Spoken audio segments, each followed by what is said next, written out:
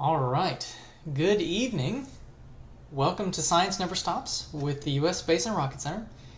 My name is David Weigel, and I'm the Intuitive Planetarium Director at the U.S. Space and Rocket Center. And I am very, very excited this evening because, one, we're going to be talking all about the moon. But I'm also very excited this evening because today at the U.S. Space and Rocket Center, we opened our doors to members after being closed for quite some time, and are reopening to the general public, the museum at least, tomorrow. So you can join us this weekend or in the upcoming days and weeks, and we will be extremely excited to see you.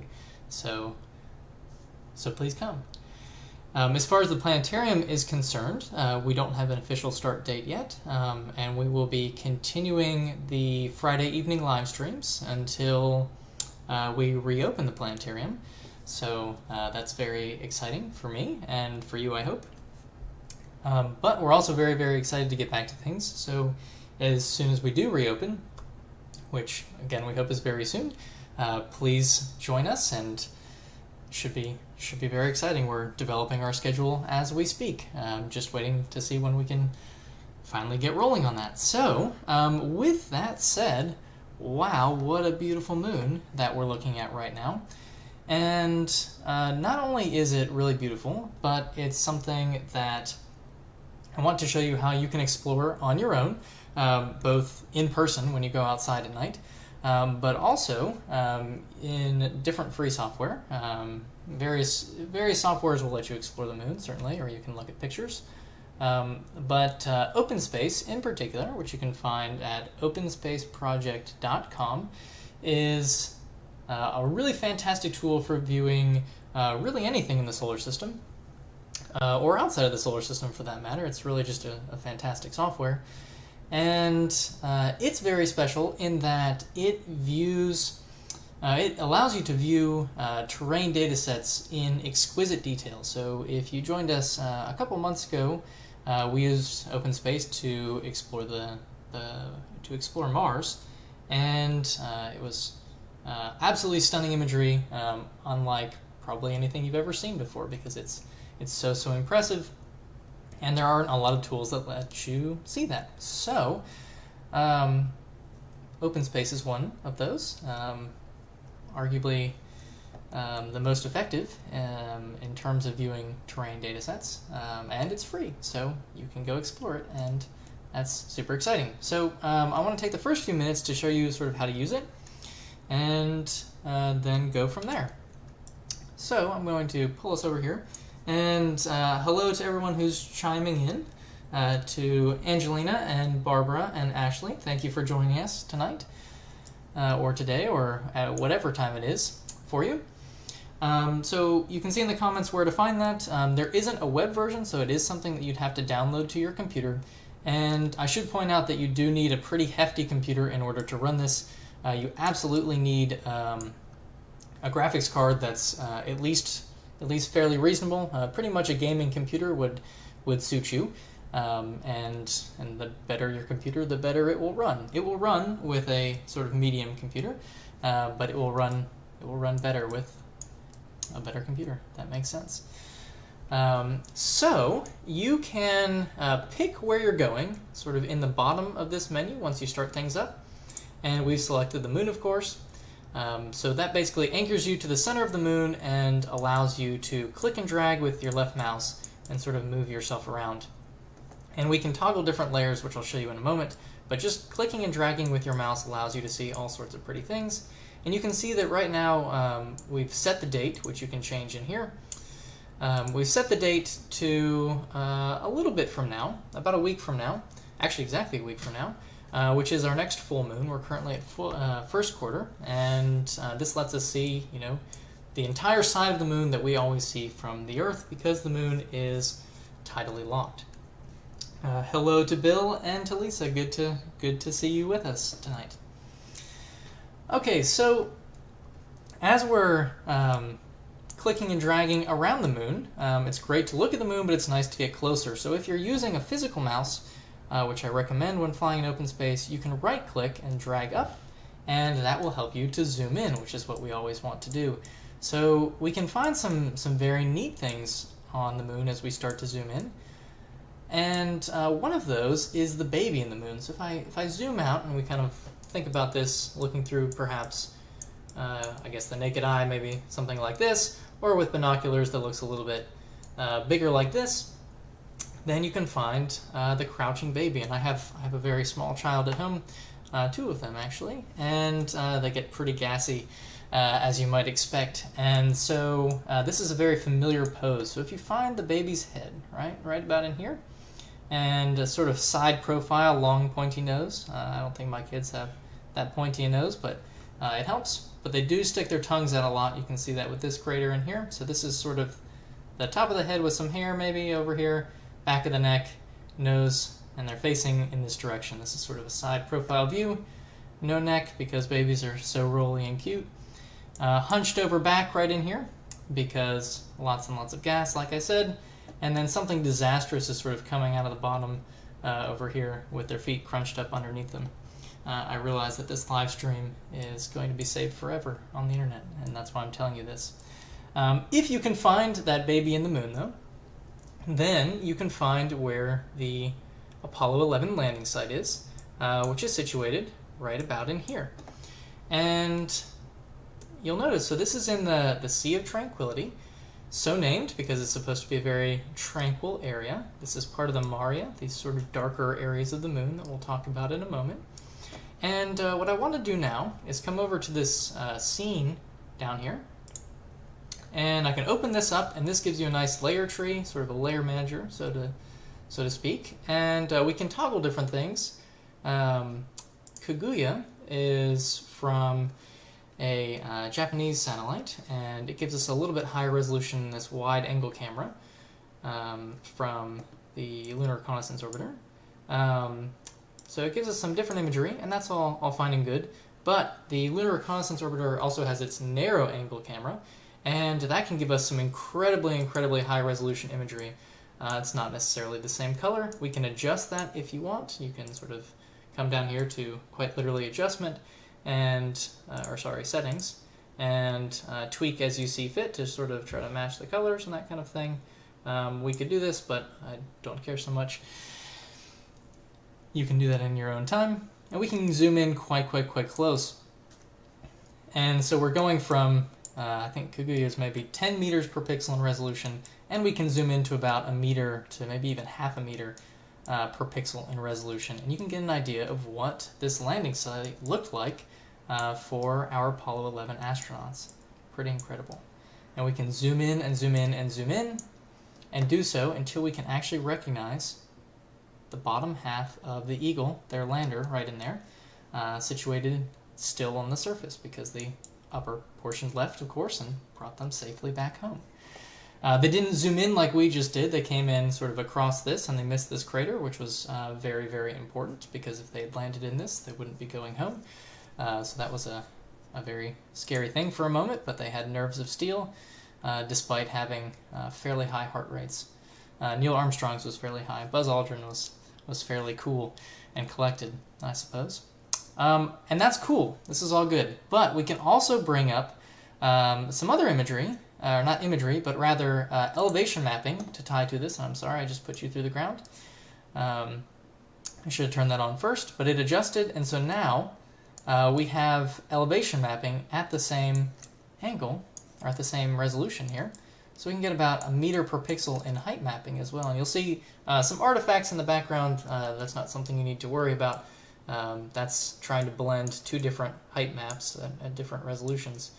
But we can see some pretty incredible scenery. So even this very tranquil area right in here, right, in the Sea of Tranquility, is still heavily cratered, especially at the scale of people, and you can literally see their footprints that they left behind in these various things. So this is a very cool tool for that sort of thing.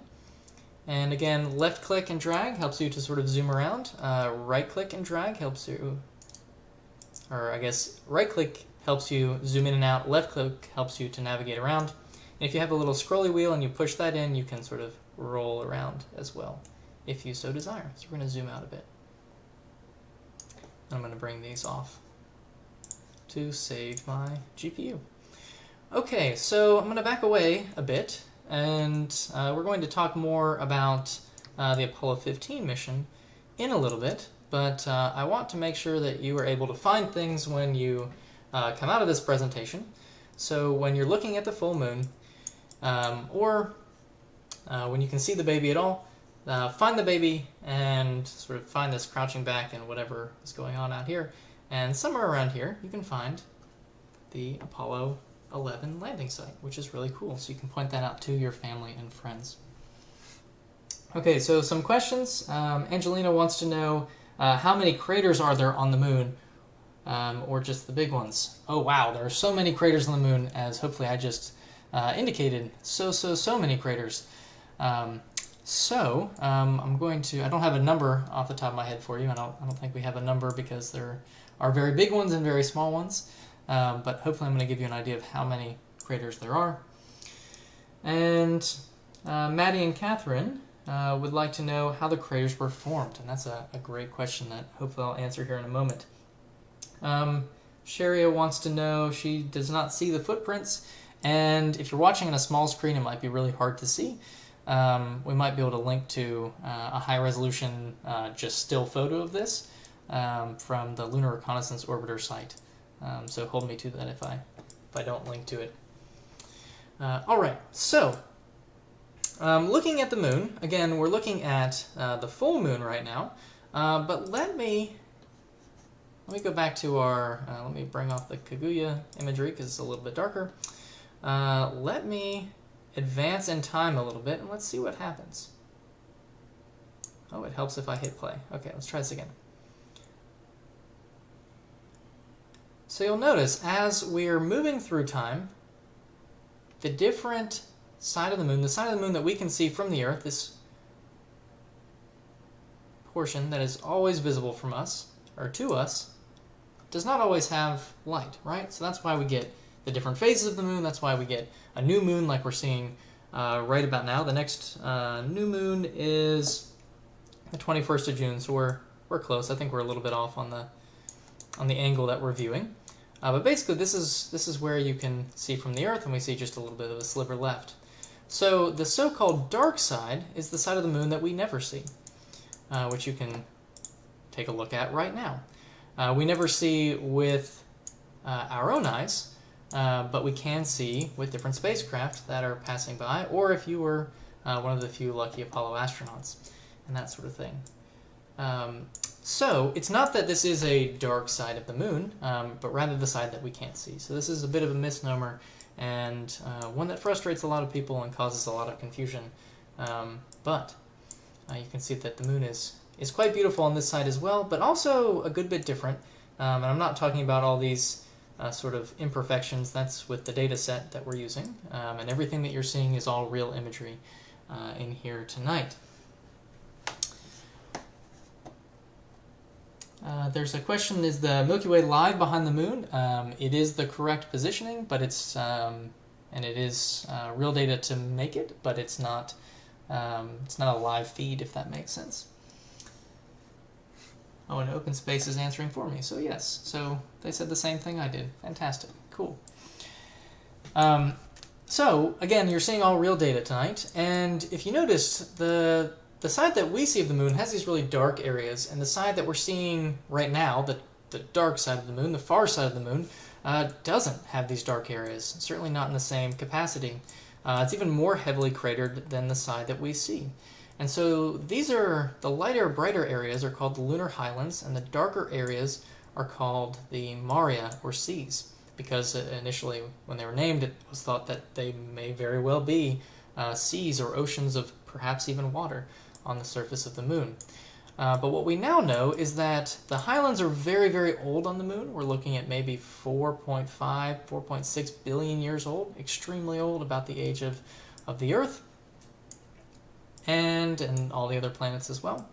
The maria are much younger by comparison, maybe 3.5 to 3.9 billion years old. And the reason for that difference is they were formed by giant impacts in sort of the end of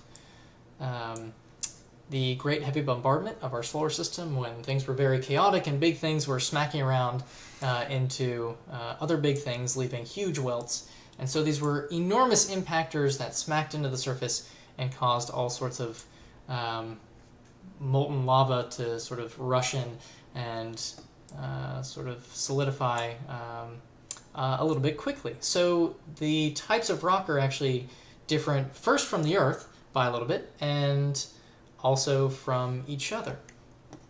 And while I talk about that, I'm going to move us around. Actually, I'm going to go to right now so you can take a look at the face of the moon that we can see right here in first quarter. So we'll jump that not so smoothly. And you can just barely see the baby in first quarter.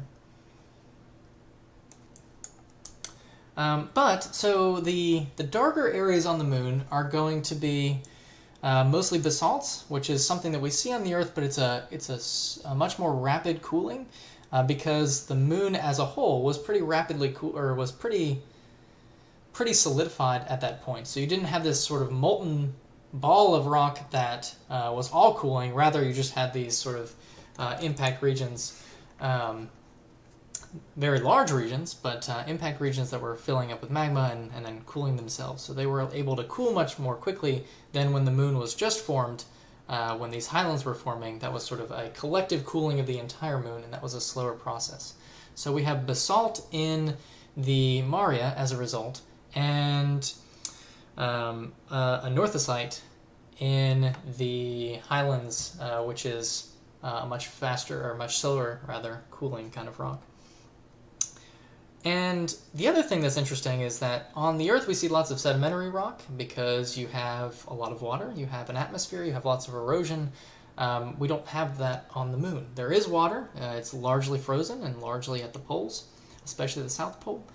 And so when we see these different rocks on the moon, they're very, very sharp. They don't have that same kind of weathering. They're really bad for your lungs, even particles. We call this lunar regolith, this sort of soil. And the type of rocks are all they're all igneous, they're all basically lava. And again, very sharp and have a different look. And with no atmosphere, you get these very sharp, distinct shadows and no sort of dispersion of light. And the moon is an eerie place, a beautiful place, but an eerie place. So I'm going to turn off our sort of rotation by pressing F, which gives us friction or no friction, and allows us to orbit nicely or not. And let us change our time forward again to about a week from today. We'll jump forward gently to about the 5th. There we go. Bring us back to full moon. And I want to show you other prominent features on the moon that you can see very nicely from your home with the naked eye or binoculars or a small telescope. And one of these that I think is really, really beautiful and is very, very prominent is Tycho Crater here in the sort of southwest of the moon. Let me make sure I'm not missing any questions. So there's a question, what made all of the lines on the other side of the moon? The lines are actually artifacts, basically areas that we don't have data in this data set. So you can see some lines in here, some holes in the data, and that's sort of what we're dealing with. So if I was to zoom in there, you would see less exciting things, and so I'm not. But I do want to zoom you into Tycho Crater here, because it's amazing. So Tycho Crater is really, really prominent, not because it's a big crater, it isn't. It's about 58 miles across, but it's prominent because it's very young, maybe about 100 million years old, something like that, which sounds like a lot, but again, compared to 4 billion years old, it's not. So zooming into this is what is known as a complex crater, as opposed to a simple crater. And so to give you a sense of sort of the difference, when you have an impactor that's very, very big and has a tremendous amount of velocity to it, you get a pretty violent impact. I mean, any impact is going to be fairly violent from these incoming space debris meteors. But once we have something that's really, really violent, the sort of the force that is transferred causes almost a sort of fluid-like, not even almost, it is a fluid-like behavior of sort of what all of the crust that's getting melted and crunched and that sort of thing. And so the result is a lot of infill as opposed to just sort of an excavation. It's a lot of infill and a sort of central peak. Oh, where are my hands? A central peak that rises up due to pressure from the surrounding areas and all sorts of material that's sort of falling in around it and sort of adding a lot of weight to the sides of the cratering. So you get these centralized peaks, and like in Tycho Crater, this is Tycho Peak, Tycho Mountain here, and it's about a mile tall, and you can see comparable heights in this sort of terraced crater walls in here, and some pretty amazing imagery again from the Kaguya spacecraft. You can see that tiling in. So again, a reminder, if you're just joining us, that we're using OpenSpace, which can be found at openspaceproject.com, and I'm telling you this because it's free and you can go explore this on your own as long as your computer can handle it. So definitely go check it out. And so there's the crater. The question: what is the largest crater on the moon? And off the top of my head, I don't know. Let's see.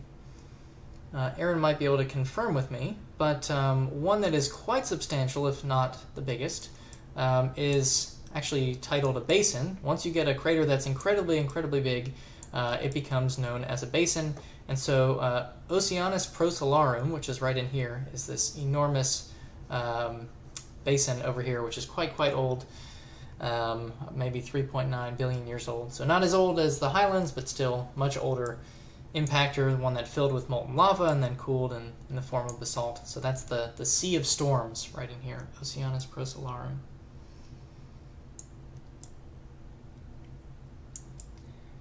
So we had Tycho Crater in the south, sort of southwest, right in here. That's very prominent for you to find. I showed you the baby in the moon and how to find Apollo 11's landing site.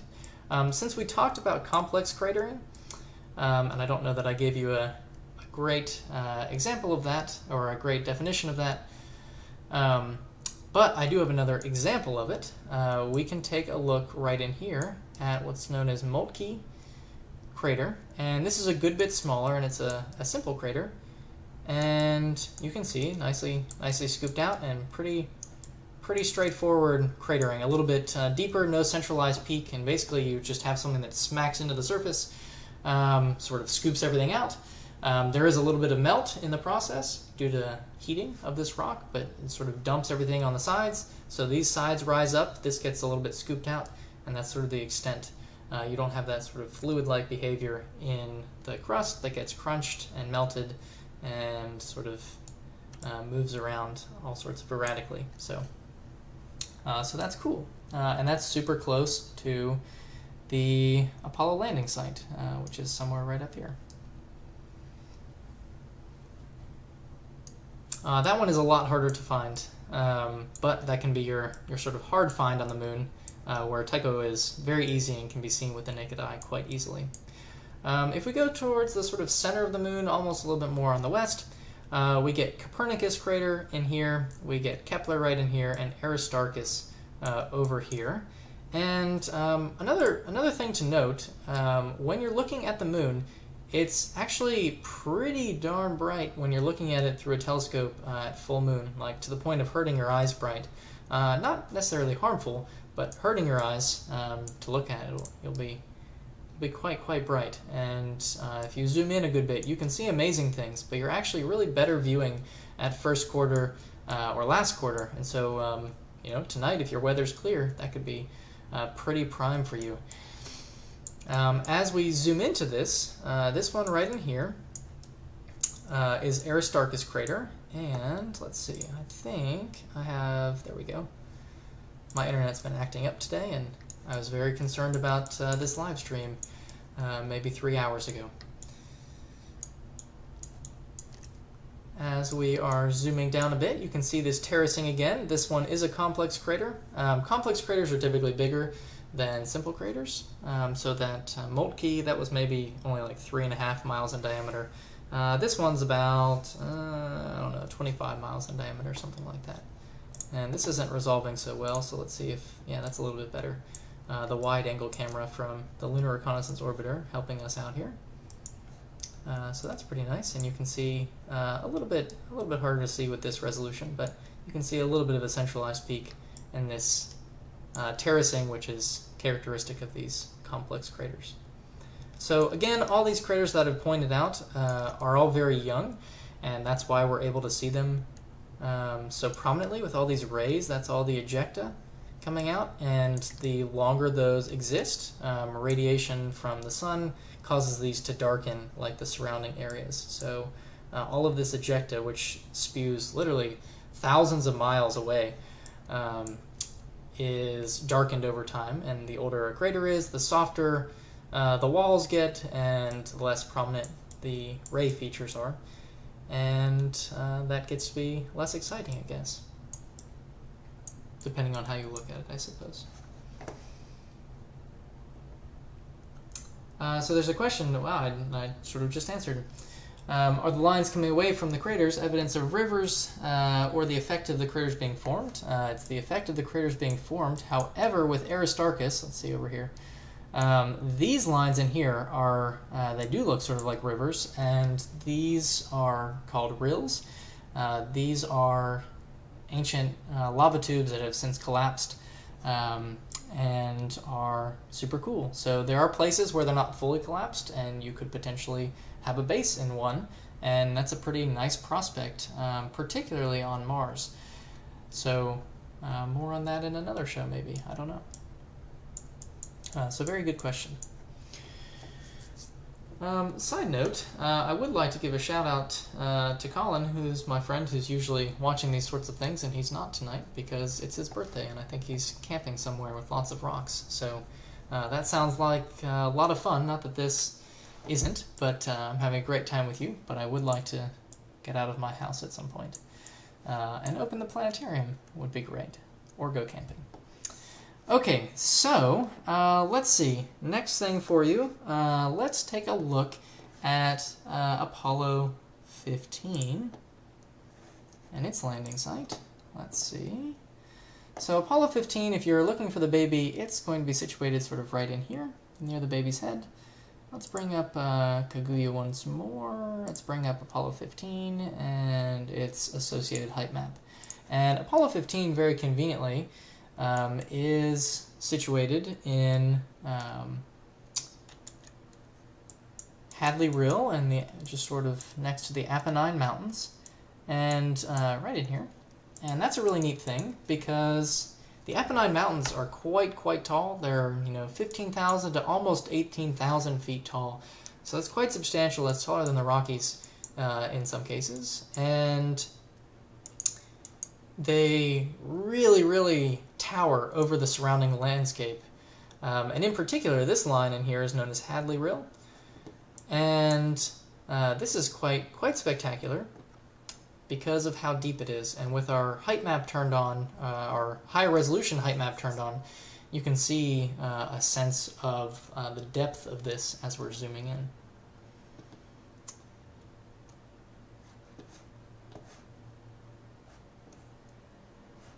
There's a question, what is the deepest crater on the moon? And I don't know, actually. And how much of the ejecta falls back to the Earth? Pretty much none.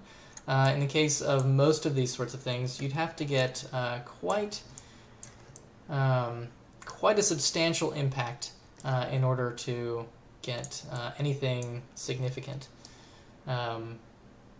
making its way to the Earth. Okay, let's see. So I'm holding down Control and left clicking so that I'm able to sort of look up and see a nice horizon in here.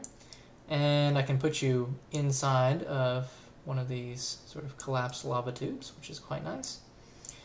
Get a sense of that, and I'm going to turn you around to look at these Apennine Mountains, which stretch, I don't know, maybe 300 to 400 miles long. Nice mountain range. And as we look up a little bit further, you can get a sense of the scale of this a bit.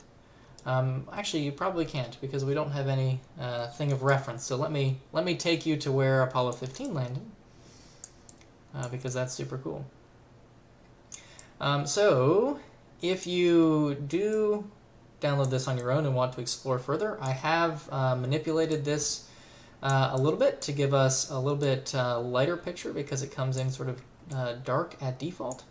Also, I always find Apollo 15's landing site as extremely difficult to find, like the actual landing site, not just the high-res strip. So you can find Hadley Rill in here, you can find the Apennine Mountains, sort of in the head of that baby. And then right where this has this really sharp turn, it's sort of off over here. And if you don't know where to look, this can be extremely hard to find. And there we go, right in here. So this is neat also, and Aaron, if you are able to post a higher res image of this as well, or I guess the same resolution but a flat strip that's not in OpenSpace, that would be super, because what you're seeing right in here is the lower half of their lander, and all of these are actually tire marks from the Apollo 15 astronauts using the lunar rover. So this was the first mission on the moon to use the lunar rover, which is one of the most impressive missions, vehicles ever created for space exploration. It worked incredibly flawlessly. The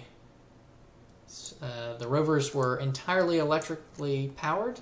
Again, they never really had any flaws, and the limiting factor of their use was actually just the different spacesuits that the astronauts were wearing, because for safety precautions in case something did happen, they wanted to make sure that the astronauts could walk back to the lander if anything happened. So they were dependent on the sort of mobility of their suits and then also the oxygen that they were carrying with them and that sort of thing in case of disaster, which didn't happen. So they were able to explore around a good bit.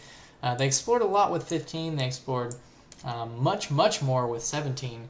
But for 15, 16, and 17, they had the rovers, and that was quite the endeavor, and that had a lot of work done in the Huntsville area. So that's super cool. And for those of you who don't realize, that's where we are with the Space and Rocket Center. All right. So let's see. I've been talking very hard at all of you, and we have a question about, can you see the Earth from the moon? And we absolutely can. And I'm sure we could recreate Earthrise in here as well. Let's see. One thing that you can do in OpenSpace, which is really cool, there are different modes. You can create your own, or there are several that are preloaded with it, and we're sort of using one of the default modes right now. But what you can do is you can set up the Apollo 8 mission, and you can follow along with that orbiter as it orbited around the Earth, and you can actually recreate the very famous Apollo 8 Earthrise, and that's pretty spectacular. Okay, let's see where we are here.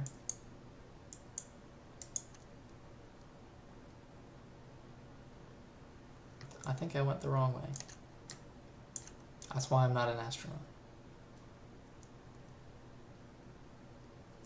So anyway, so you can follow along with either an Apollo 8 simulation, or they have various other things.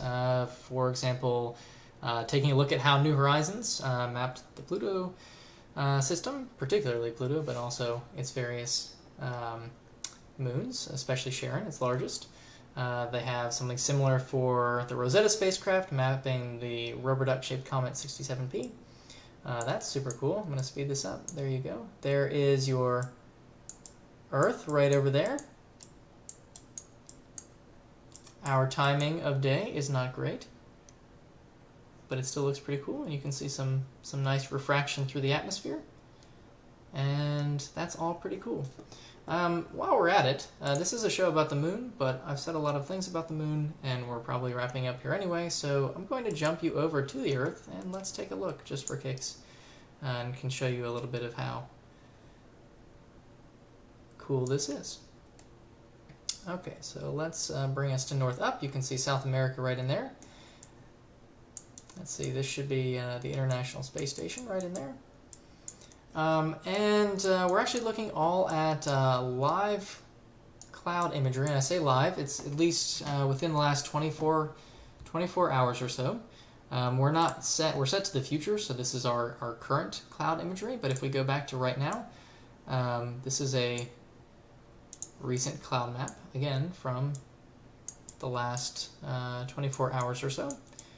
And you see that this is all real data, and it's literally streaming into me through my apparently slow internet connection as we speak. So you can see some places with great coverage and some places with trying to talk to my internet coverage. We can see California in here.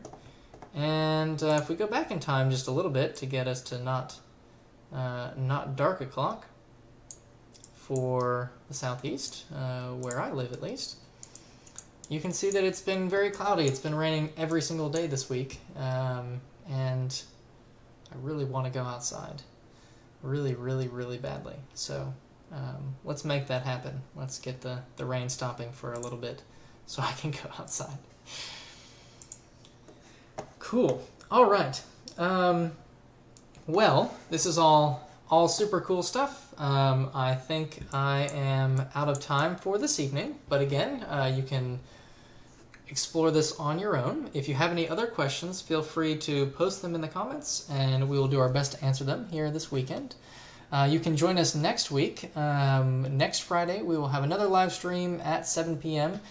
Central Time. And we may have come up with a topic, but I forgot what it was. So stay tuned on our Facebook to figure out what that is. We probably have another live stream after that, the week after that, but not sure yet. And again, we'll continue doing live streams until the planetarium reopens. We're very excited for the Intuitive Planetarium to open up. And with that said, thank you so much for joining us. Remember that science never stops, not at the U.S. Space and Rocket Center, nor anywhere else. And my name is David Weigel, and I hope you have a great night. Thanks for watching, and take care. Stay safe.